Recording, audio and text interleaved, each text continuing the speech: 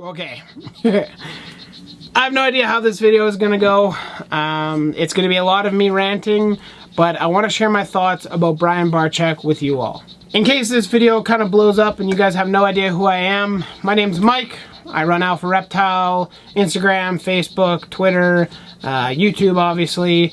I am a graduating student of biology, so I'll end up with a degree in bio. I have been keeping reptiles since I was 8 years old. They have been my passion since I was a young kid, and up until now, this is where we're continuing this passion. That just gives you guys a little bit of grounding and what my knowledge / education level is, as well as where I'm coming from in this whole argument about Brian Barczyk. I'll give you guys the TLDR or the TLDW, I guess. Overall, my opinion about Brian is that he is a great human being. He cares so much about what he does, the animals he looks after, and the people he meets. He has a wealth of information. He loves to share his experiences, and I think that if you guys are in the band of people that absolutely hate him for arguments that are 10 years old, 5 years old, you might want to kind of do some deep thought, figure out yourself, and then reevaluate the situation. Now let's get into a little bit of backstory and where I'm coming from recording this video, as well as my experiences with him and my past. Before we jump into that, I just want to say that I know there was a video posted about Brian absolutely ripping him to shreds. This video is not going to be a reply to that per se. It's in response to it, but it's not going to be directly referencing the video and like tearing apart every little point that she makes. I just wanted to say that I'm going to be sharing my experiences with Brian and what I know to be true versus speculation on the internet from people that already hate him. So my history with Brian starts off when I was probably 13 or 14, maybe a little bit younger. I started off my journey into YouTube watching Snakebites TV, looking at all the cool stuff. Back then when I was young, I used to think it was cool, like, wow, those guys are so tough, they're getting bitten by snakes. They're getting bitten by monitors, they're kind of reckless, they got a lot of energy, they're hooligans, this is cool. That thought process evolved into a little bit more like, meh, whatever. I don't think it's great, I don't think it's terrible. I kind of declined watching his videos. I'd watch every other one or every couple times that he uploaded. Whenever there was a lot of like educational content about like breeding snakes and stuff, that's when I'd watch. And kind of moving that process happened to be where I then started to really critique him, and I'm not going to say hate him because I had never met him. I just didn't like the channel and the content on the channel. Now, why is that? That's mostly because I just got more educated, more experience in the hobby and dealing with the snakes to notice the little subtle things where he'd come a little bit too close. And for the record, when I say he, I mean him or his staff. They'd come a little bit too close to a snake and it would strike or bite them. They would tap the snake or bug the snake, that kind of stuff. At the end of the day, a strike on a snake or a bite is not going to be super stressful to the snake, but it does kind of paint reptiles in a more aggressive light than they should be led to believe. Because of the experience that Brian and his staff had, they knew how close to get that snake to bite. They knew what would kind of trigger the snake, I suppose. That's what I saw, and that's what I chose to believe. I stopped watching. I kind of quit it all. I just said, you know what? It's not for me anymore. He's still bringing people into the hobby, but I can't watch this anymore. My now feeling about it in general is that that's kind of flipped on its head. I know at the beginning of the days of the vlog, he definitely did that pretty frequently. There was still a lot of showmanship and playing things up for the camera and just going on and on about the bites and that kind of stuff. I know that's a thing, very showboaty titles, but I don't think that is how it is anymore. You got to keep in mind, he started the vlog 2.5 years ago. Maybe 3 years at this point. I don't know. I don't know exactly. I don't have it right in front of me or anything. But it's been several years since he started the vlog, and I think that it's worth saying that if you guys are judging people on actions that happened 3 years ago, or even 2 years ago, or even a year ago, why? I just encourage you to open up your minds, your hearts, and just think, what about the person that stands in front of us today? What about them? What do they represent? I'll leave you guys to do that mental exercise for yourself, but you know what?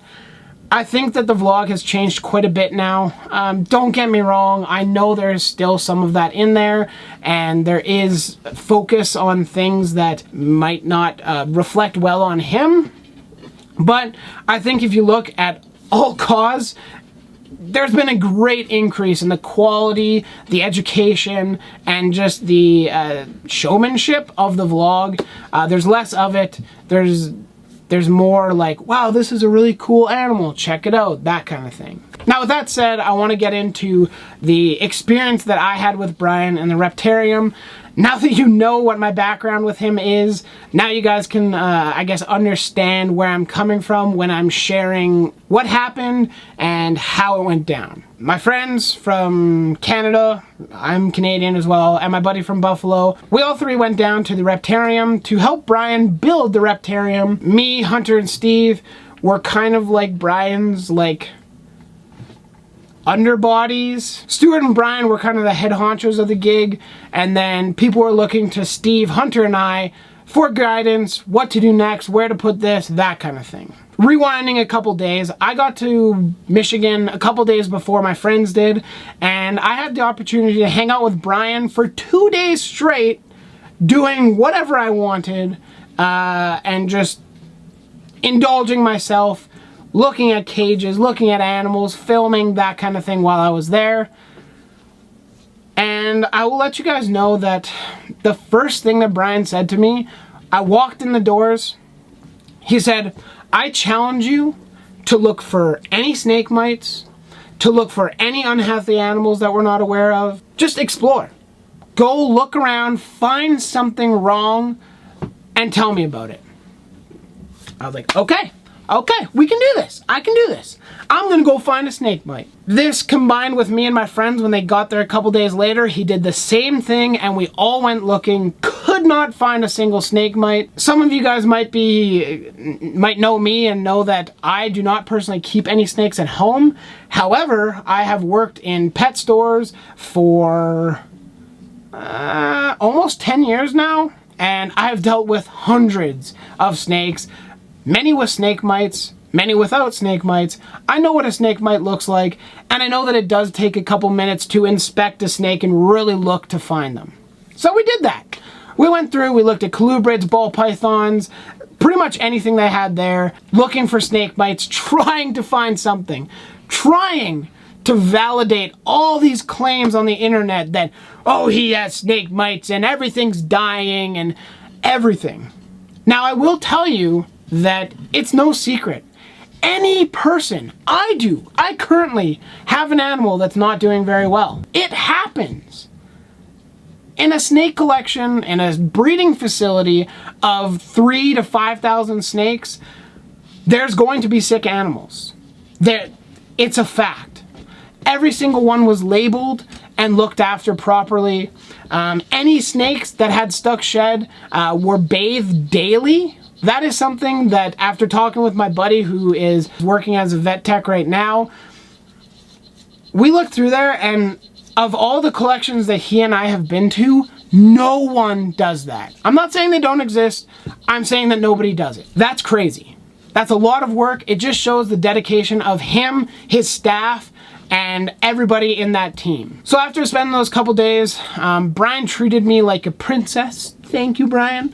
I really appreciated the hospitality that he showed.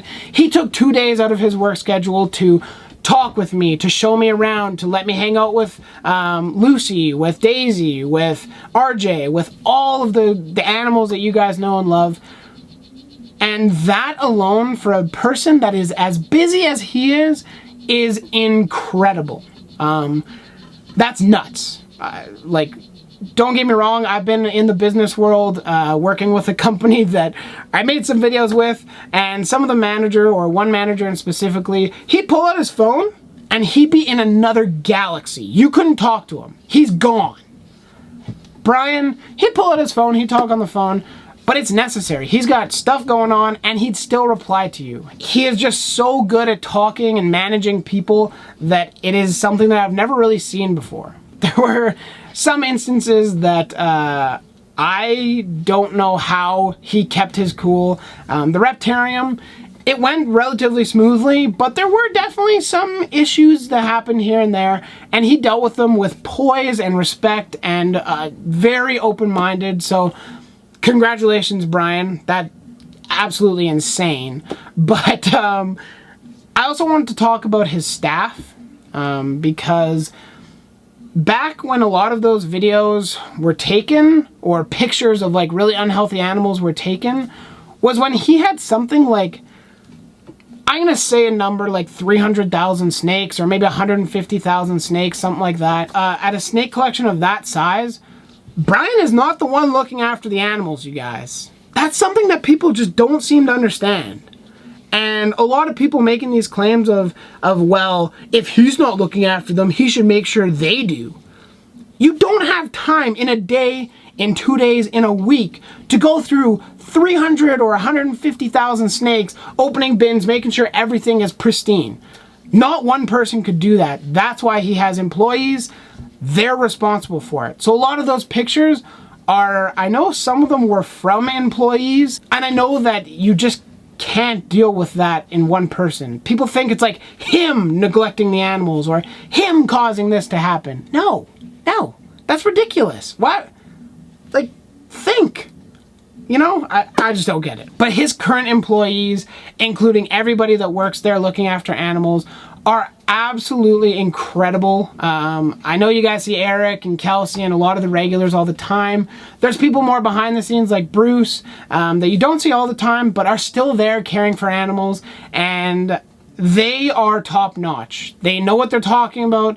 They do their job right, and they care about the animals. They dedicate their time, their love to these animals. They keep the animals at home themselves.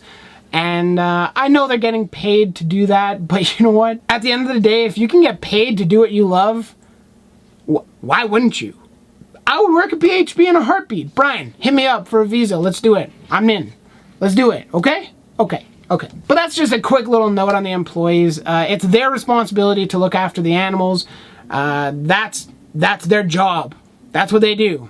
Breeding projects, animals, that kind of stuff. So blaming it on Brian is a little bit ridiculous. His employees are doing a magnificent job at looking after stuff, maintaining everything, and just making a good life for those animals. Don't get me wrong when I say good life. I understand they are kept in bins. I know it's not my style. You guys really can't see much behind me, but it's not my style. I really like more elaborate live setups. But you know what? For the breeders that are breeding thousands of snakes, that's a reality. They don't have the money to spend A, hundreds and hundreds of dollars on a setup, and B, maintain those setups of 3,000 snakes. It's impossible. It's just impossible. I've done a lot of rambling. I know that is a fact, but I just hope you guys can pull it together and just show some empathy. You know what? Nobody's perfect. I share most of the stuff in my room that happens with my YouTube followers, with my Instagram people, and I think that transparency is great. It works for somebody like me. For a business, it's impossible. You just can't be that transparent. I understand why some things aren't said in the vlogs and some things aren't shown. But I think that those of you that are hating Brian because of what you see on a YouTube video that was constructed of mostly arguments from years and years and years ago, think. Make your own opinion. Show some empathy. Take some time to step out of your clown shoes, step into Brian's, and try and see the world through his eyes. Try and understand just how much work it is to run a YouTube channel where you upload every single day, where you reply to comments, where you're texting people daily. I text Brian, not daily, but there are hundreds of people talking to him. There's deals being made. There's new products that he's working on. There's everything all jammed up, and put on the internet or jam-packed into his life, you guys have to show some empathy. Nobody's perfect. Like I said, I show my stuff. I have sick animals. I try and deal with it. I have animals die. I have animals show up dead in shipping. It happens. When you are producing hundreds of packages a week, there might be one package that doesn't do so well, or, you know, that isn't perfect. That's a reality for everyone. If you go through 30 years of business being perfect, you better be Bill Gates. You better have the most money of anybody out there, because it hasn't been done before. So I commend you.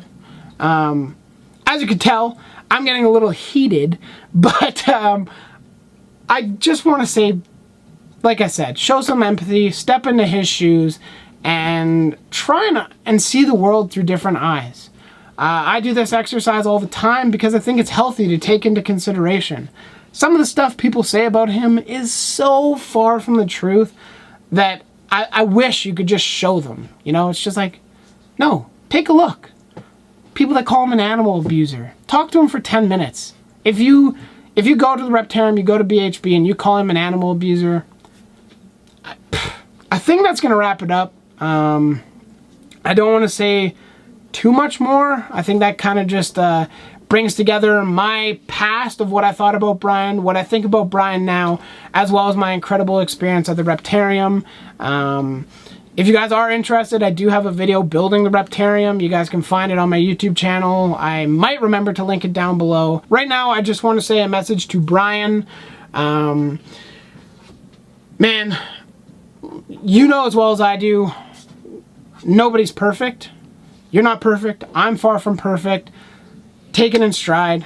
You are an incredible individual. You are so kind. You care so much about the animals and even your YouTube family. I admire you wholeheartedly. I think that you are a hard worker. You're a great businessman. You're a great friend. You help me when I need advice. And I'm just some schmuck on the internet. So I really thank you for being my friend. I really appreciate it. I cannot wait to see you in June. I hope that we can do some exciting activities at the Repterraeum as well as elsewhere. I hope that this video is beneficial and can show some people that you do have heart. You are not the monster animal abuser that people make you out to be, because I know for a fact that's not true. And anybody that's ever met you would never say anything as preposterous as that. I've been ranting. I've filmed this video twice. I've been talking for nearly an hour straight, yelling at my camera. So my voice hurts quite a bit. I want to thank you all very much for watching. For those of my loyal subscribers, I really hope this doesn't shut anybody out, make anybody apprehensive of me. I just felt the need to speak up against all the crap that was going on with Brian, because most of it just isn't true, or it was true at the time, but is no longer true. People change, people evolve. If you guys want to see some more ranting videos like this about internet topics or whatever, definitely don't hesitate to let me know in the comments section. I would love to hear what you guys have to say about Brian. Please, even if you don't like Brian, keep it civil. I hope you guys can still enjoy my content. If you don't like Brian, I hope it doesn't change your opinion about me. It shouldn't, but if you're that kind of person, see ya. There's the door. Adios. If you guys have watched this whole video and have made it to the very end, I want you to leave in the comment section down below either the shark emoji or the word shark. I really hope to see how many people actually make it through this video. It's a long one. I hope you guys liked the video. If you did, drop a like down below. If you have any questions, comments, concerns, anything like that, leave shark in the comments. Also, let me know your feedback on the kind of controversial topics or whatever in the comments down below. And if you want to see more reptile content, there will be more coming shortly. I hope to see you guys there, and we'll catch you in the next one. Thanks for watching, guys. Later.